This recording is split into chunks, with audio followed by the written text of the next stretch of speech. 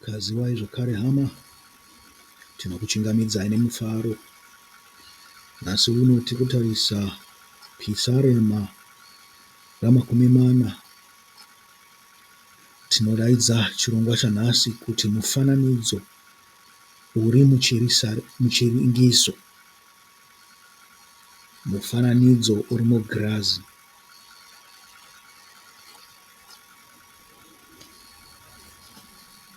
Hatisi kuzoverenga Pisarema 40, asi munonozviverengera.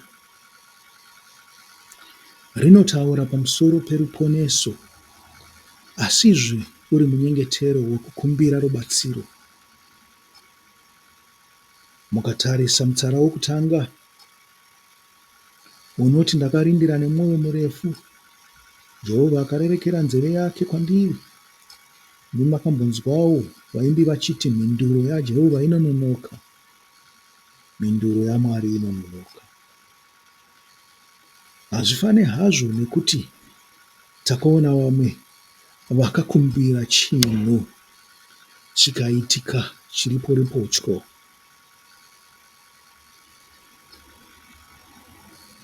Pane inzwi rinoti kushivirira, handizivi kuti munoriziva here. Kushivirira kwakaita sekushingirira mukati mamatambudziko. Kushuwirira mungakuziva here kuti inenge longing.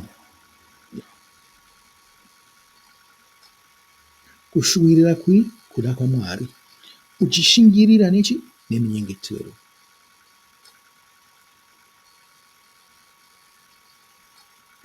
Dzimwe nguva, kana nguva yakareba yapfuura, ungazopuwa chauri kutsvaga naMwari.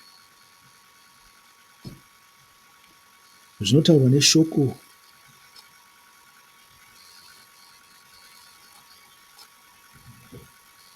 ndizvo zvatingati tichidudzira, kutsungirira kana kuvangarara. Kubva pakutenda kwemunhu uyu pakubuda mhinduro, nyange yakauya zvayo nguva yareba, tinonzwa pana vhesi re2 nere3. Saka naizvozvo tingati kutsungirira. Nyangwe nevhesi re4 rinobuditsa kurindira uku, richiti, Jehovha chivando changu, handina basa nevanozvikudza navadadi. Zvikanzi Mwari ndiye nzvimbo yedu yekupotera, asi zvakanaka sei kuti uite Mwari ugaro hwako? Izvi zvekuti unombobuda uchinonoparamura wodzoka wozovandira maari, mumwe musi uchabatwa panzira uchitiza.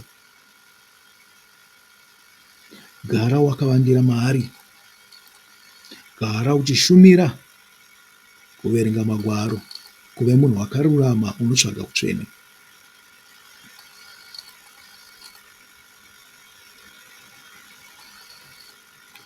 Makatarisawo pavhesi inotera ye5 inobudisa manzwi okudururira Jehovha, manzwi erumbidzo ekumutenda nokumukudza, asi izvi zvichienderana nezvakaitika kare, kana kuti zvazuro, kana kuti history.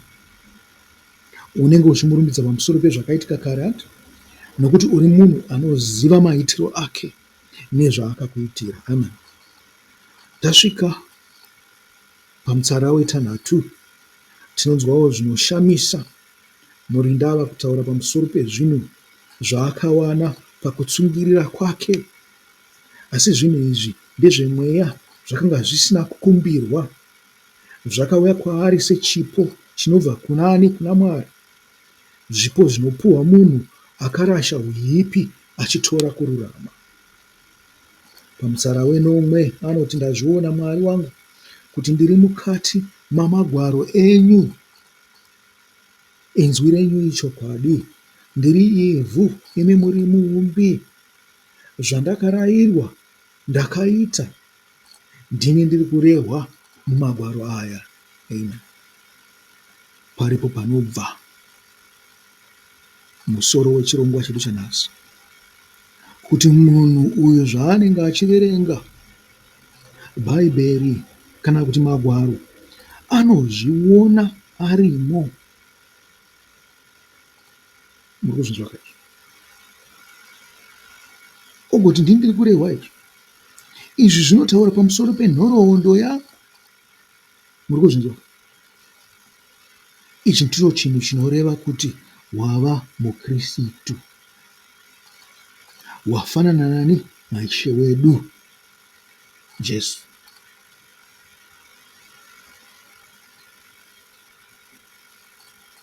MuKristu iwe unotenda, ndiwe wakanyorwa mumagwaro muupenyu hwako. Vanhu vanofanirwa kukuona semunhu unobva mumagwaro, ndokuti unzi muteveri waIshe wedu. Hakuzi kwezita kwekungozvidana kana kuti unoenda kukereke yakati, ndokwemabasa nezviito. Ukatarisa mukati mamagwaro unofanirwa kuzviona, uyezve vanhu vakanyatsokuringisisa vanofanirwa kuona magwaro. Muri kuzvinzwa? Ndihwo ushumiri hwakanaka.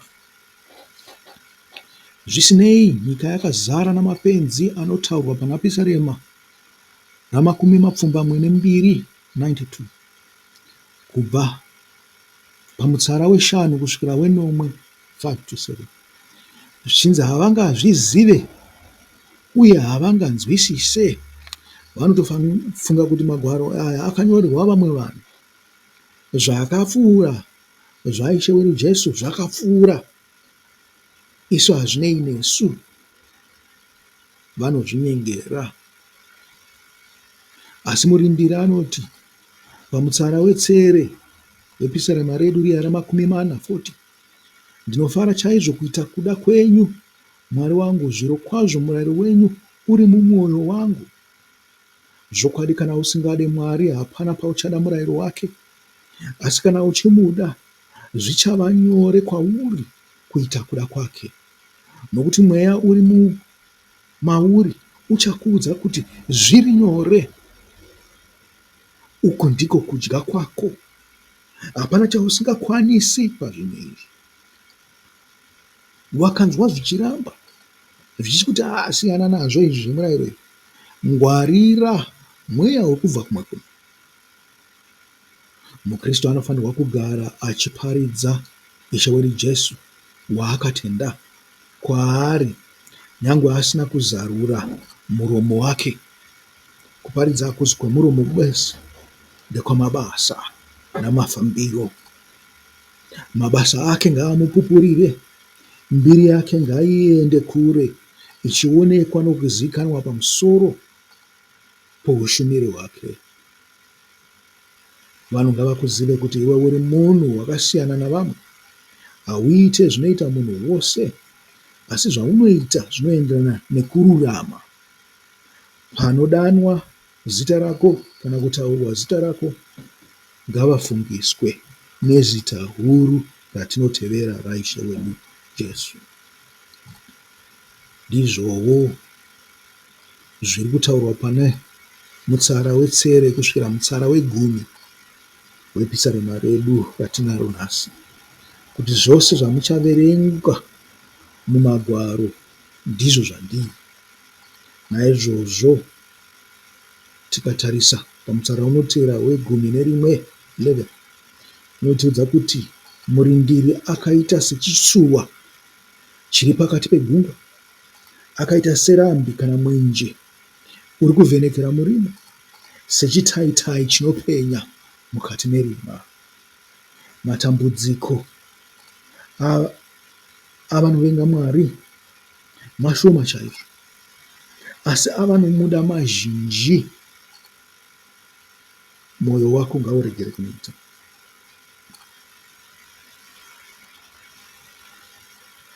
Nekuti iwe zvawakasarudza kuva muteveri waIshe wedu Jesu Kristu, icho chiri chiedza.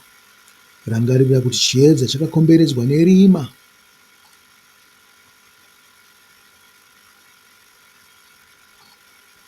chiedza ndicho chingaitira kuti rima rirambe richisudukira kure. Mukristu haangapindirane nezvakamupoteredza, nekuti vashoma vanoda Mwari panyika.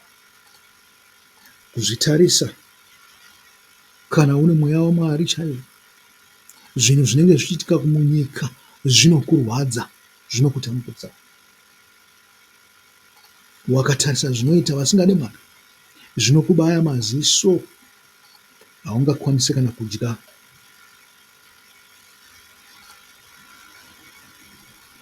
Hazvingaite kuti zvisingade Mwari mukristu agarisane nezvinhu zvisingade Mwari, nekuti zvakakugunza zvinhu izvozvo, nomweya uri mauri unoita kunge ucharutsa nemweya uri mukati mako. Mukristu mutorwa nemushanyi panyika, haana kufanana nenyika yakamupoteredza, asi paanotarira Magwaro ano mufaro mukuru, nekuti anoona chimwe chakafanana naye, anozviona muMagwaro aMwari wedu. Mwari ngaakudzwe naIshe wedu Jesu Kristu, naMushe Mweya Mutsvene. Chisarai henyu. Bye bye.